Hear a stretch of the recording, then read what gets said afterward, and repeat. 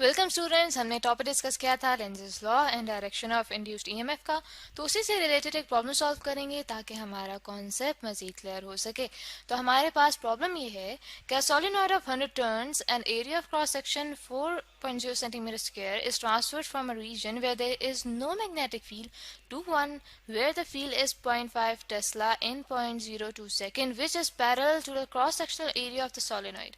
ठीक है, हमें कहा गया है कि हमारे पास एक सोलेनॉइड है। सोलेनॉइड हमारे पास एक वायर होती है जिसको बहुत से टर्न्स दिए जाते हैं। ठीक है, तो ये जो हमारे पास सोलेनॉइड है, हमें बताया गया है कि इसके जो नंबर ऑफ टर्न्स हैं वो कितने हैं, वो हैं 100। ठीक है, जिसे हम एन से डिनोट करेंगे। और जो इसका एरिया ऑफ क्रॉस सेक्शन है वो कितना है, वो है 4 सेंटीमीटर स्क्वायर। ठीक है, अब ये कहा गया है कि जो हमारे पास सोलेनॉइड है पहले एक जगह पे रखा हुआ था जहाँ पे मैग्नेटिक फील्ड नहीं थी, फिर उसे आहिस्ता आहिस्ता ऐसी जगह पे लाया गया जहाँ पे जो फील्ड है वो 0.5 टेस्ला है।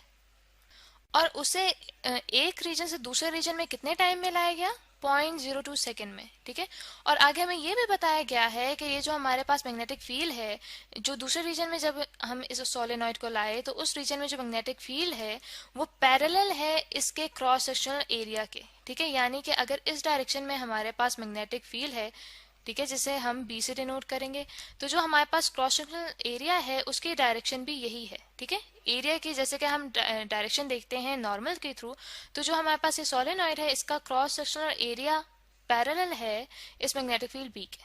ठीक है, तो आगे हमें कहा गया है कि हमने फाइंड आउट क्या करना है, हमने फाइंड आउट ये करना है कि how large is the average induced EMF in the solenoid.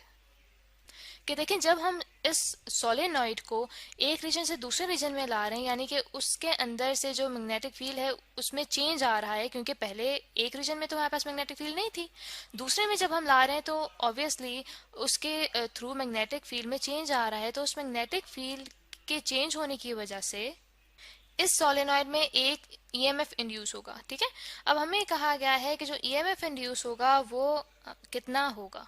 तो हमने इस तरह करना है, वो फाइंड आउट करना है। और उसके लिए सबसे पहले इस तरह करते हैं कि डाटा लिख लेते हैं कि हमारे पास क्या क्या क्वांटिटीज गिवन है इस प्रॉब्लम में।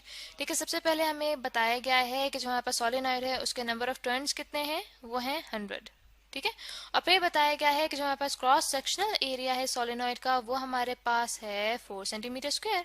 तो इस तरह करते हैं स्टूडेंट्स के अपनी कैलकुलेशंस को एक स्टैंडर्ड वे में लाने के लिए ये जो हमारे पास सेंटीमीटर स्क्वायर है इसको स्टैंडर्ड यूनिट मीटर स्क्वायर में कन्वर्ट करते हैं। ठीक है, तो जैसे कि हम जानते हैं कि हमारे पास 100 सेंटीमीटर इक्वल होते हैं 1 मीटर के। तो हमारे पास 1 सेंटीमीटर किसके इक्वल हो जाएगा, वो हो जाएगा 1 डिवाइडेड बाय 100 मीटर के। ठीक है, 1 centimetre equals to 1 divided by 100 metre के। तो यहाँ पे कितने यूनिट्स को हमने कन्वर्ट करना है, हमने सेंटीमीटर स्क्वायर को कन्वर्ट करना है। तो इस तरह करते हैं, यहाँ पे हम कर लेते हैं 1 सेंटीमीटर मल्टीप्लाइड बाय 1 सेंटीमीटर, वो इक्वल हो जाएगा हमारे पास 100 metre multiplied by 1 divided by 100 metre.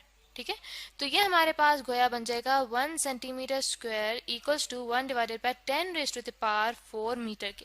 तो हमने कितने सेंटीमीटर स्क्वायर को कन्वर्ट करना है, हमने 4 सेंटीमीटर स्क्वायर को कन्वर्ट करना है। तो हमारे पास बन जाएगा 4 centimetre square equals to 1 divided by 10 raise to the power 4 multiplied by 4 metre. तो स्टूडेंट्स हमारे पास फिर जो क्रॉस सेक्शनल एरिया है वो बन जाएगा 4 into 10 raise to the power -4 metre square. ठीक है, यहाँ पे भी देखा हमारे पास ये मीटर स्क्वायर के यूनिट्स थे जहाँ पे हमने गलती से मीटर सिर्फ लिखा है। तो यहाँ पे हमारे पास 4 centimetre square equals to 1 divided by 10 raise to the power 4 into 4 metre square था, तो हमने उसे ठीक कर दिया है। तो आगे हमें बताया गया है कि कितने टाइम में हमने उस सोलेनॉइड को एक रीजन से दूसरे रीजन में रखा है। हमारे पास जो वो टाइम गिवन है वो हमारे पास है delta T equals to 0.02 second. ठीक है, और इसके बाद हमने फाइंड आउट करना है कि जो इंड्यूस्ड ईएमएफ है, ठीक है, वो हमारे पास कितना आ रहा है। तो स्टूडेंट्स अब इस तरह करते हैं कि सोल्यूशन स्टार्ट करते हैं अपने प्रॉब्लम का। ठीक है, तो जो हमारे पास इंड्यूस्ड ईएमएफ होता है उसका हमारे पास एक्सप्रेशन आता है E equals to -n into delta phi by delta T. ठीक है, तो यहाँ पे जो हमारे पास ये मैग्नेटिक फ्लक्स है इसकी वैल्यू सबसे पहले कैलकुलेट करते हैं। तो स्टूडेंट्स हमारे पास जो फ्लक्स सोलेनॉइड के अंदर से पास होता है उसके हमारे पास जो फॉर्मूला होता है वो होता है phi equals to B dot ए।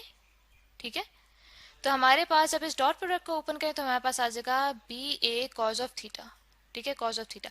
अब देखिए हमने ये देखा है कि हमारे पास क्वेश्चन में गिवन है कि जो क्रॉस सेक्शनल एरिया है और जो हमारे पास मैग्नेटिक फील्ड है वो दोनों एक दूसरे के पैरेलल है, ठीक है। तो दैट मीन्स कि हमारे पास जो थीटा है वो जीरो आ जाएगा, इन दोनों के दरमियान में एंगल जीरो होगा, और जो कॉस जीरो होता है वो हमारे पास 1 होता है, इसलिए सिंपली हमारे पास यहाँ पे आ जाएगा फाई इक्वल्स टू बी ए। अब देखिए हमने दो मैग्नेटिक फ्लक्स अब फाइंड करने, एक जब हम रीजन नंबर 1 में थे, ठीक है, रीजन नंबर 1 में जो हमारे पास मैग्नेटिक फील्ड थी वो हमारे पास जीरो थी, इसलिए जो हमारे पास मैग्नेटिक फ्लक्स है वो भी जीरो हो जाएगा।